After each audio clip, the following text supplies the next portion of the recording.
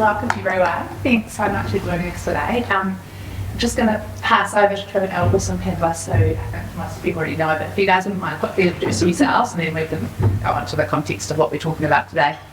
I'm Gretchen Williamson. I'm an investment advisor at Craig's Investment Partners. I've been there 20 years in January, we were just talking about. I know I look far too beautiful for that sort of thing. And prior to that, I spent 9 years in Sydney and Hong Kong, always in financial advisory. Good morning, everyone. My name is Samira Boock. I work at Dentons in the private wealth team. I've been there 5 years currently as a senior associate, and we really work with individuals and families to help preserve and enhance and transfer wealth between generations. Good morning, everyone. I'm Andrew Williams. I am the founder of Alvarium. I founded Alvarium in London in 2010 and moved here in 2018 because my wife is a Kiwi and she'd finished her 25-year OE and it was time to come home. And we have young children who are loving it being here. We are a private wealth partnership that manages money for and on behalf of families in the main. Thanks, everyone. Look, so I guess what we're talking about today is obviously this great wealth transfer. I got quite excited reading about this. We've been looking at it, there's two particular things that we were looking at overseas. Alvest is a financial advice firm in the US, and then JB Ware in Australia has also done a really interesting report, and there's increasing media here around it. It's poised to reshape the financial landscape for women in unprecedented ways. Over the next 2 decades, it's about 80 to 130 trillion in assets will be transferred from older generations to younger ones, with women set to control a significant portion of that wealth. It's driven by the two key factors around women's longer life expectancy and, of course, the inheritance of wealth by younger generations. So obviously we've got this esteemed panel who are right in the at the coalface of financial advice and advising women. So the questions that and I guess with the lens today, we are looking as well at the sort of dire statistics for women generally in New Zealand, the 25% gap. Women are retiring with 25% less than men in their KiwiSaver account, and there's a 36% contribution gap during their lives. So I guess the conversation is in the context of what can we do, like what are the opportunities for women generally in New Zealand with this pending great wealth transfer, which sounds so exciting. So Gretchen, I guess I'll start with you. I guess one of the key questions is around what do you see now with Craig's Women Wealth? Can you talk a bit about the genesis of Craig's Women's Wealth and how you guys are thinking about things with this happening? Yeah, sure. So for those of you who do or don't know about Craig's Women's Wealth, I founded Craig's Women's Wealth with my colleague. It'll be 18 years ago. At the time that we did it because there was a big gap in the market as such for investor education. So it wasn't just specifically around women, but we thought, well, that's our niche as well. We did it for 2 reasons: to obviously improve investor education and also so people knew who we were. I don't come from Auckland, I don't have a network, I didn't go to a school that would enable me to have one of those networks, so I knew we had to do something to get ourselves out there. The conversation started really at the real basic end of things, and that was the difference between a share and a bond, what was a term deposit, how to read financial statements, etc., etc.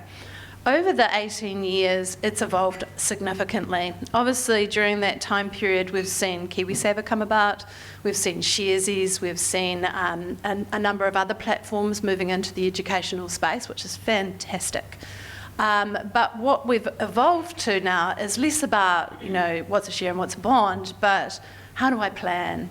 What is it? And, if I take this step out of this linear journey that everyone tells me that I'm on, what does that mean for me? What if I have children later? What if I incur other expenses? So the conversation's shifted a lot. And I think there's a misconception that women don't have the same level of financial education. They 100% do. They're just thinking about it in different ways. Obviously, people say, socially responsible investing, that's really important to women. the very first presentation that we did, and I have the lovely poster from it, where I look about 12 years old, was on ethical investing. So this is not a new thing. None of these things are new. It's just the way we're talking about it's changed. Thanks, Gretchen.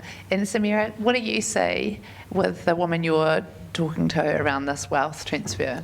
Yeah, we're sort of experiencing quite a big increase in women that are coming to us that have either already inherited wealth or will be shortly inheriting wealth. And so I guess the nature of our advice is changing a little bit. So often women traditionally have come to us after a big life event like a divorce or a death in the family, whereas we're finding that our clients are being a lot more proactive. So they know that this wealth is coming, they're taking steps to prepare for it, and we're helping them by, letting them prepare a wealth plan that will, and that's not something that you set and forget, that's something that you constantly review. So we're making or trying to make meaningful relationships to really walk that path with them and really help them along on that journey. Thanks, Samira. Andrew, overseas, you obviously got the international lens on the panel. How are other businesses reframing offerings, do you see, and what do you see overseas that's relevant here? We're seeing exactly what happened today, and I think I'll just want to hedge back a little bit, just to say the transfer of wealth thing is something, when we commenced into the wealth management piece, that we cottoned onto very quickly. I have a 30-something-year-old daughter, and she continues to accuse me as a boomer of having essentially stolen the next two generations' wealth through asset price inflation, being around at the right time, at the right place, and having a house you could buy, and then buying more houses, and off you go in companies and so forth. And there is an element of truth to that.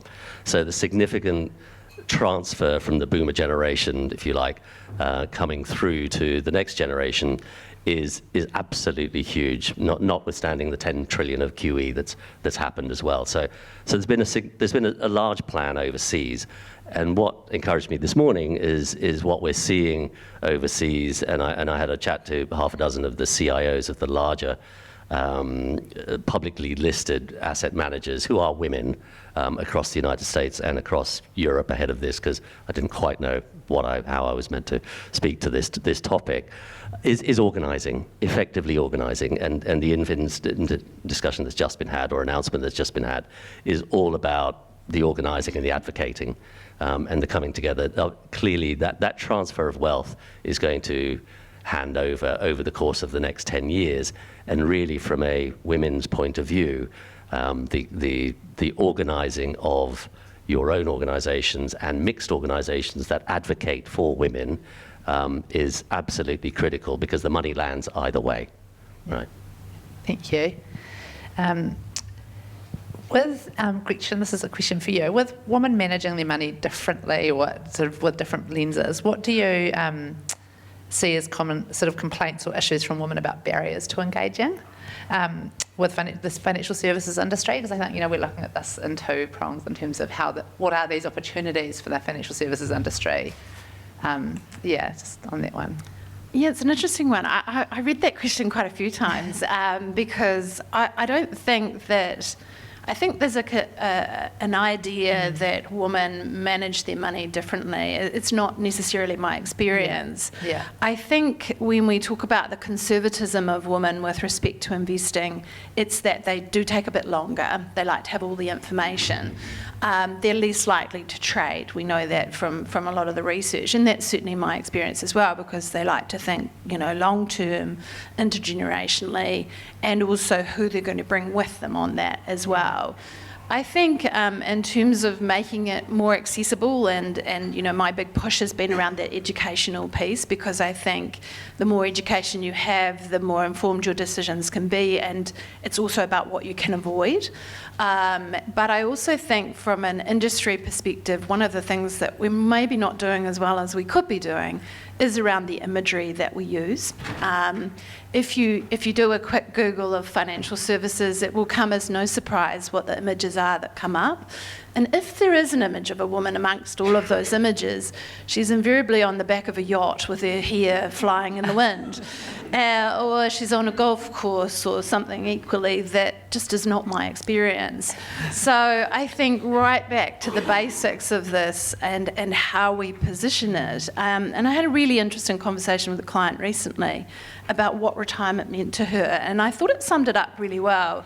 You know, lots of people talk about trips to Europe and doing all these things, but she said, I just want time. I want time to do the things I love, and the things that I love don't actually cost money. And I said, well, what are they? And she said, they are, swimming in the sea, riding my bike, spending time with my children, hanging out with my friends, having a coffee. That does cost money.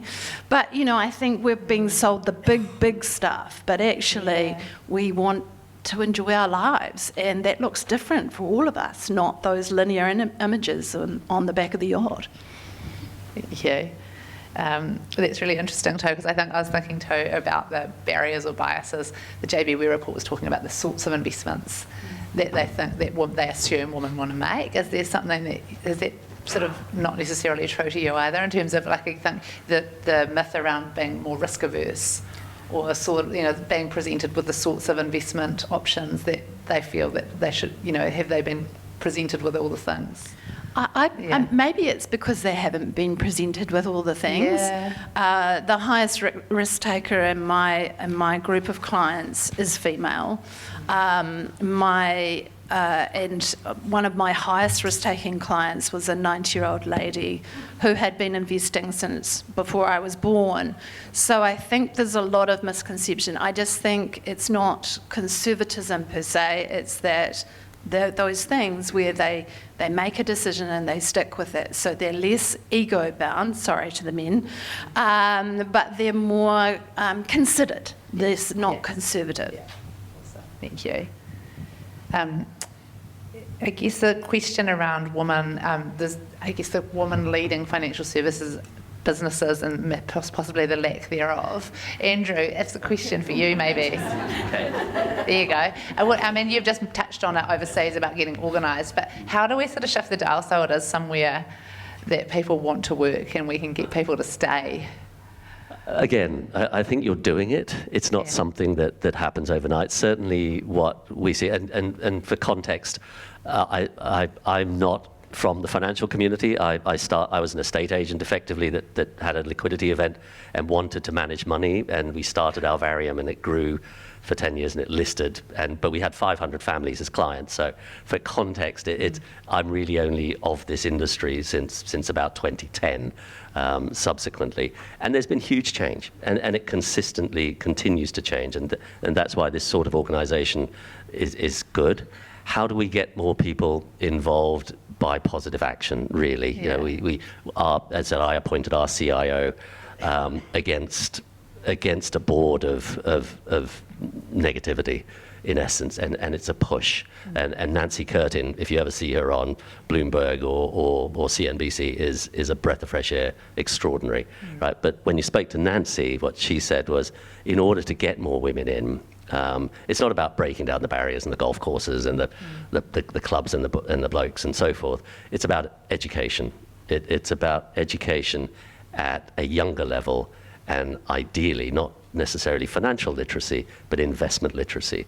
Right? There's an advocacy for the government here or for governments around the world, and that's what's happening a lot in the UK and across Europe, to actually get education into the schools for investment literacy. Because at schools level, clearly there's gender equality, right? And at that point, that education brings people through that have not just, again, the difference between financial literacy and investment literacy is something we can dig into, but it's not difficult. And at that point, kids are absolutely sponges in the absorption of this stuff, and it's fun stuff too. And so an advocacy for that would be useful. As to how, it's positive. It's starting at the boards, moving down. Thanks, Andrew. Samira, how do you, in terms of life events or planning and things, how do you find the difference between the difference between men and women and the female partners often that you've had the client? Like how does it work as women come in becoming more of your clients, being more involved? I think, traditionally, particularly in the legal sector, it was always a male sort of initiated the contact with the lawyer, handled the communications, handled the documents, and we had very little interaction with the other party, which is, predominantly female. And so I have noticed that changing a lot during my career, and definitely I think there needs to be a real push in keeping correspondence, communication, arrangements on an equal footing. It's two people that are often entering into these arrangements. So, and I think we as advisors really need to be mindful of that, keeping the communications open and making sure all the parties that are signing on the dotted line are understanding what they're actually entering into. And that's really on us. It's on us to make those changes. It's on us to give the education. It's on us to allow women an environment where they feel confident and listened to and able to speak up and raise an issue. If they're not happy with what's being documented or they're not happy with the arrangements or they have questions, let's talk about it and let's make sure that what we're putting down on paper is reflecting exactly what they want. So I have noticed a sort of a big change in the way we communicate, the way we handle meetings, the way we also do events and things like that. So I feel like there is a real big push and positive change towards this equal footing and creating an environment where women feel comfortable and confident in speaking up. So thank you. Gretchen, just a question for you around the way that we talk about it, the jargon, I guess, and I guess it goes to Andrew's point about the literacy and starting earlier. But how does Craig's, the events that you guys do, do you actually do a focus on that stuff, or is it much more subtle? It's become a lot more subtle. Yeah. I think it has shifted quite a bit, and it is that more investment planning, and it's about thinking about what you need to do and what action you need to take. I think for a long time it became about making, it has to be the absolute best choice, but actually getting started is the real conversation that we've been hammering away at, and what does that number look like to enable you to do what it is that you want to do. So I think jargon has improved in my experience in the marketplace since when we started. I still think, the literature and even when you look at the websites and things, they are pretty heavy-handed, it's quite hard. And often people feel that they don't necessarily understand, but I say, well, if you've had a mortgage or you've had a credit card, well, you understand interest rates. So, it's getting right back to the bits that you do know. So yeah, I think the jargon's improved, but it still seems quite fortressy from the outside, which is why things like Sharesies and the Curve, etc., have been so important at opening up the conversation, that actually you do understand, actually you do know what we're talking about. We've just used these words that made it look a little confusing. Yeah, and I think that's where the opportunities possibly are for the industry. And I mean, Andrew, you talked about the fortress-like. It's sort of all quite opaque and mysterious. And I think, Andrew made the point when we were doing our prep call that it's quite deliberate. It is quite deliberate. My major interaction was, as I said, when I sold the company and I went to the private banks and said, I have some money to work with, what do I do from here? And I was shocked. We'd been dealing with money for a long time in the real estate industry, which is where I'm from, but going to the private banks and saying, how does this work, was in essence almost, leave your money at the door and you win, we win, you lose, we win type of thing. And that was it. And I thought, well, okay. And then it factored on as you dug into it, was more of a case of, but you wouldn't understand anyway. So when we started Alvarium, we said we're starting a wealth manager, and we said that's impossible. You've never worked in a bank. That doesn't work that way. You don't know what you're doing. And we approached it on the basis that we don't think it is that difficult not to lose somebody's money. Right. And in a sense grew an asset manager that in the end managed $100 billion for and on behalf of 500 families and got listed. And so it is entirely practical. We have a phrase in our office that says our role in life is to turn $1 into $2, not $1 into 80 cents. Right? And it's not quite that basic, but fundamentally from a non-banking community, language and the simplifying. Is it income you want, or is it capital you want? Right? Let's big box, small box stuff. And we use that language very deliberately in Alvarium with the families, and we interview each and every single one of them. And one of the best things that I had, sorry, I was going to go on, is one of the families, we sat down, we said, what it is you actually want? And he was one of the world's great photographers and earning an absolute fortune, but he was turning 65 or whatever it was. And he said, Andrew, I just want to live the life that people think I live. Right. And to that point, you go, okay, what does that mean? And we broke it down and basically wanted income, right? So he didn't have to work anymore. And so you just rearrange things in order for that to happen. Sorry. Thank you, Andrew.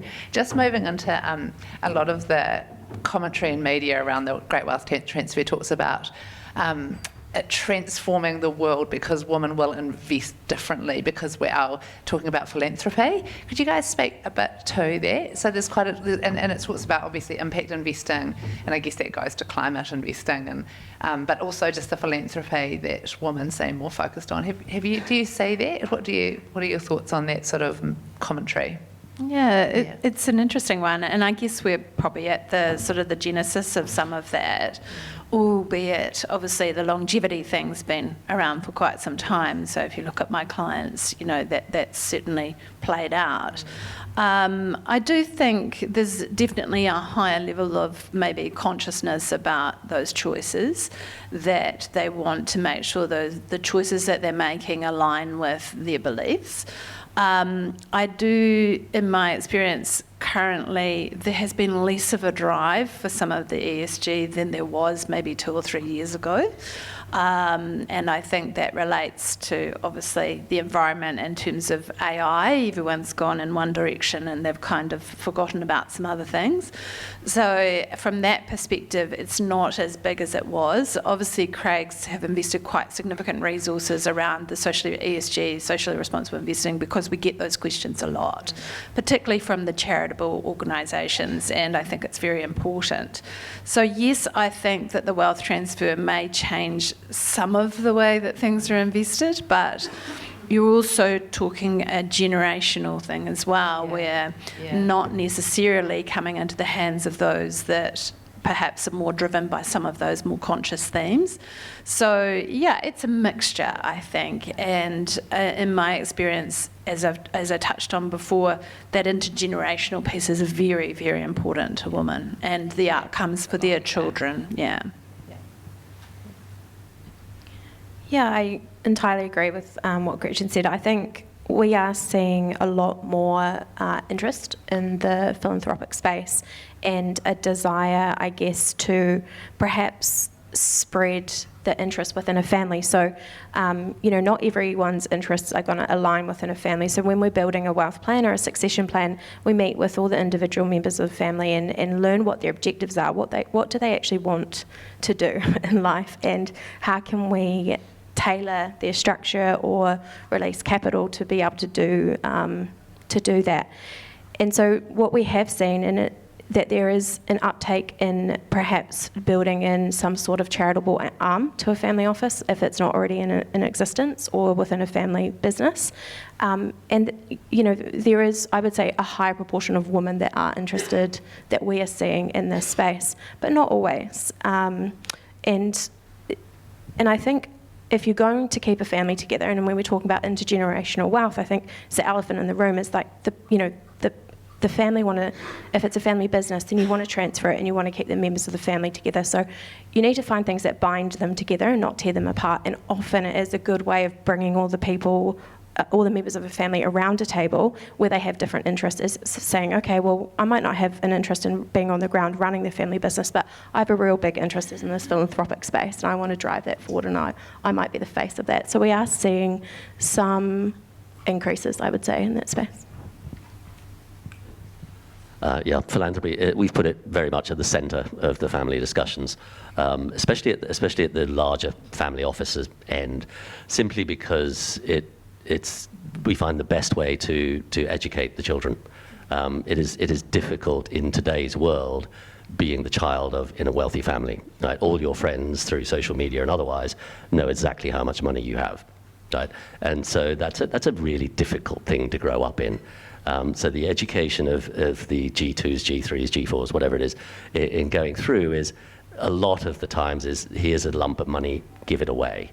Because that the practice of giving it away for a young person in a wealthy family is a very good educational system about again literacy, about impact, and about what you can do with money, and it's clearly more rewarding than buying a fast car, right, or whatever it is that will kill you as a child. So it's extremely difficult in one sense, but very much at the centre of what we do. We see no irony or contradiction in making as much money as you possibly can to give it all away.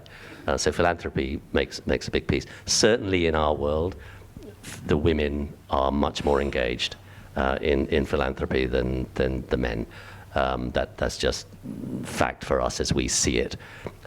We have a company at a different end, but it's stuck it's in the ESG space, called Pathfinder, that belongs to Alvarium. And we did a little holistic look at it yesterday, and I think 67, that's an ESG-based company, 67% of our Kiwi savers are women within that. That's a large majority for a standardised product.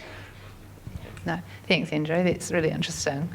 Thinking about just moving to, obviously, and as you've all just pointed out, the transfer of wealth to women isn't, it can transform society, but also the wealth transfer is not going to be equally distributed. So as we're all talking about, the benefits of the transfer are going to be concentrated among the already affluent women. In terms of trying to move the dial for the broader society, there's been some. I guess I've just got some ideas. I've sort of looking at some of the things we've touched on in terms of how to benefit society as a whole and women in general in New Zealand in particular. We've talked about financial education and literacy, and I shout out to Ange Mayer in the room for High Money. I think it's what you guys are doing in that space is just so fantastic. Another one that I've seen quite a lot is around the access to financial services. Obviously, we've talked about products and services being tailored more, so the opportunity for businesses to kind of, even just their marketing, like just mentioning the KiwiSaver face the front pages of men and husbands and wives tramping or on the boats and things. So I think there's probably quite an opportunity for the industry and the way they market the products. Do you think? Yeah, I do. Yeah. I really do, and because I see it from the other end as well, in terms of the CVs that come across my desk, which everybody, if you've seen me on LinkedIn, know I rant about this regularly. But the CVs that come across my desk are still predominantly male. Yeah. They are, I'm sad to say, still 80-20. In their nature. So I think perhaps the banks and the legal fraternity have done a better job than perhaps the direct financial services have in putting this out there as a career. So if we're failing in that count, I can see that we would fail further in terms of the access to financial services. So that concerns me a lot. I've tried to wind it all the way back, and I've gone back to look at Otago University where I went and, who's studying finance. And it sort of seems to feed all the way back there. So I do think we have a perception problem, and I do think that can be as simple as the imagery. It can be as simple as the language that's being used. Also that this career in financial services is this high-powered thing, and I'm sitting in a dealing room screaming, and I'm the only female and I've got a tight skirt on. I think, a lot of that imagery hasn't helped us. The reality is that it's an incredibly flexible career that's allowed me to spend time with my child. I won't count the dogs, and to have that, all the things that to me, symbolise a good life. So I do think that the perception problem is real, and I think anything that we can do to shift that, just by being out and about, and that's what Women's Wealth was always about. Open up the doors. There's not that much mystery in behind here. Thanks, Gretchen. And what about the reducing minimum investment requirements to allow more women to participate? Just thinking around the way obviously you've talked around the imagery of the actual organisations and they being quite impenetrable, but in terms of the actual way we're offering services, what are your thoughts on that? Yeah, I think Yeah. Sharesies did a great job of democratising that. We have My Start, which is $100 a month minimum. That's how we've engaged consistently with the younger generations. And when you look through my clients, they do range from the $100 a month through to 10 million plus. I think that accessibility to personalised services is really challenging. I think that piece is harder to solve, but I do think there is a lot of accessible product out there. I just don't think people know about it. Yeah. Thank you. I've got a question come in, so please do keep popping questions in. It's from Briar. I'm part of a number of groups that are targeted to women in their 50s and older.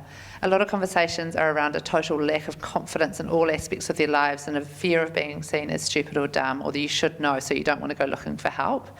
People are going to Facebook to get the answers. How do we close the divide or gap that empower women to take the step without that fear of being made to feel less than they are?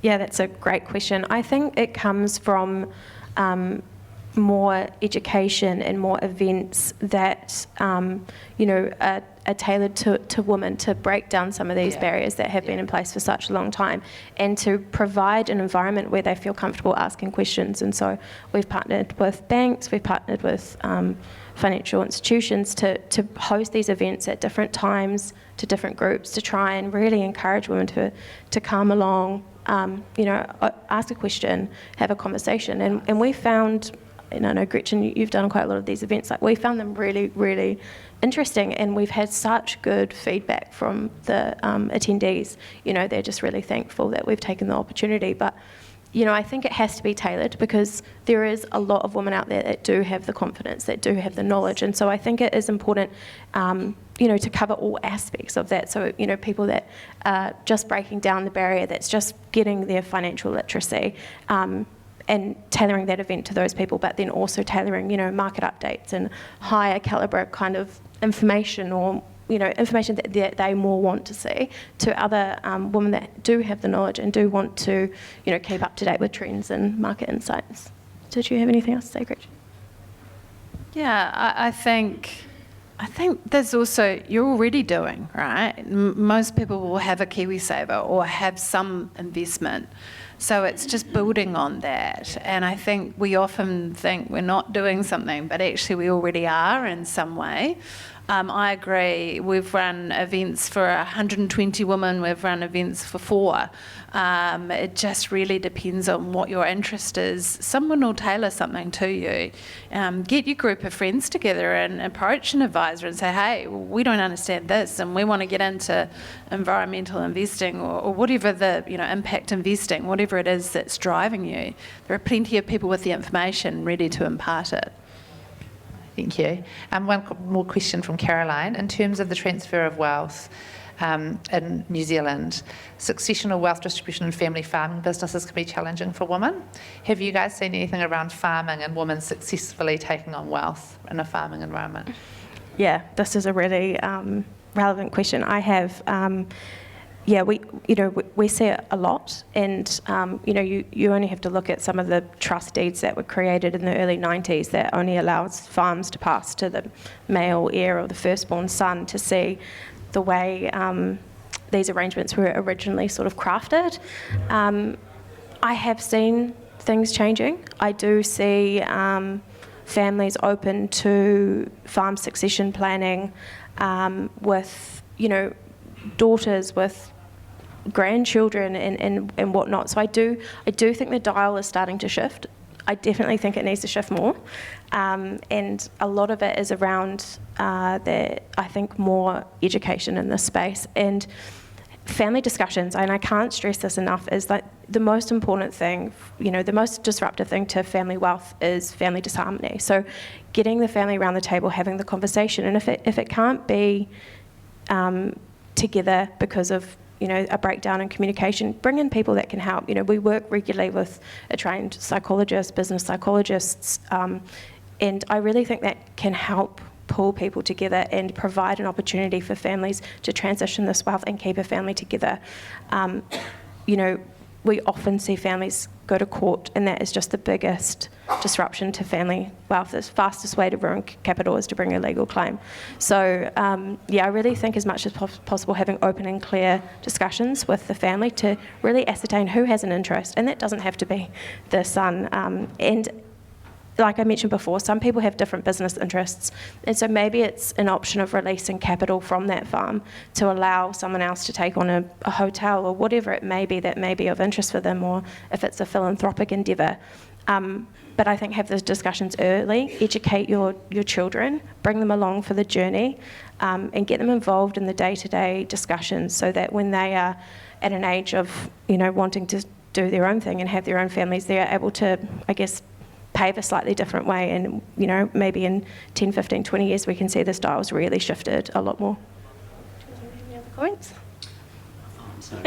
No farms. I actually have spent the last 20 years travelling to Ashburton and Geraldine, so I have quite a lot of farm experience. I also hail from a farm originally, so it's a conversation that I'm very familiar with. The transfer of wealth and getting wealth out of the farm has been a big part of what we do. You might have a farm that's worth $20, $30 million, but the investment portfolio is $1 or $2 million, because realistically there's not a lot of excess income. So I agree, the family conversations and how engaged they've been, the time it becomes really problematic is if someone dies suddenly, and I've had that experience as well, and we're now 2 years into trying to separate the assets out and everyone to be happy. It's a very hard asset to divide if people don't want to divide it. So yes, we work a lot with the children, the grandchildren, and trying to get as much out of the farm as possible so that we can avoid breaking it up. Thank you. Just going back to, I guess, our own businesses, a question has been around strategies your organisation is using to attract and retain women within the financial industry, and what we can do as an industry to promote this. And I guess I can just put in some context to that. I've been thinking about the layers we've talked about today with, government and policies and financial literacy in schools, that sort of quite macro level, and then looking at the employers and thinking about what we can do to attract and retain. And it's making me think, Mike Woodbury's in the room, about our session at lunchtime around looking at what some organisations, some really innovative and cool things organisations are doing with KiwiSaver and financial literacy. And at work, this particular, we've got the New Zealand Defence Force, Mark, speaking about what the New Zealand Defence Force is doing. What are your thoughts around, as an employer, just offering those sorts of things to your staff? So we're sort of normalising those conversations, and also just thinking about offering those sorts of schemes as well.